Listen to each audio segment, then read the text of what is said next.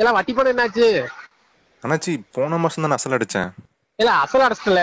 இல்ல 7-8 மாசம் வட்டி நிக்கல, பாக்கி இருக்குல்ல. உடனே என்கிட்ட காசு இல்லை அண்ணாச்சி. இந்த பாருல, இந்த நொண்டி சாக்கெல்லாம் என்கிட்ட நீ சொல்லிட்டு இருக்க கூடாது. எனக்கு நாளைக்கு காலையில நீங்க என்ன செய்வேன்னு தெரியாது. 12 மணிக்குள்ள பணம் என் டேபிள் இருக்கு, நான் விட்டேன்.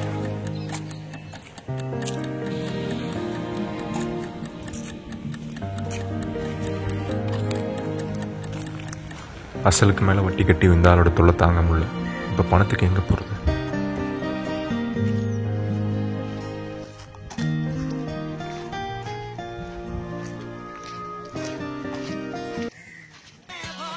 ஏய் டிராகன் படம் பாத்துட்டியா? பாத்துட்டேன்டா.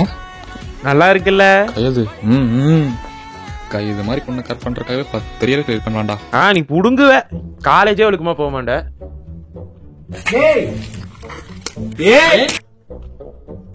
ஹாய். ஒண்ணு இல்லடா, கோவிந்தசாமி என்ன பார்க்க போயிட்டு இருக்கேன். வட்டி வேற ஓவரா போயிடுச்சு. இன்னுமா கட்டிட்டு இருக்க? நான் டார்ச்சர் பண்றோம். டேய் உனக்கு விஷயமே தெரியாதாடா? நேத்து அந்த ஆள் பாத்ரூம்ல வலிக்கு விழுந்துட்டானாமாடா.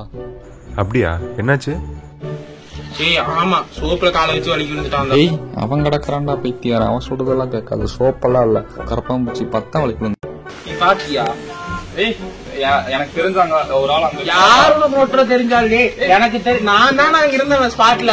ஆம்புலன்ஸ் பாத்துட்டு இருந்தவன சோப்ப கால் கடையில கொண்டு போய் போட்டவனே நான் தான்.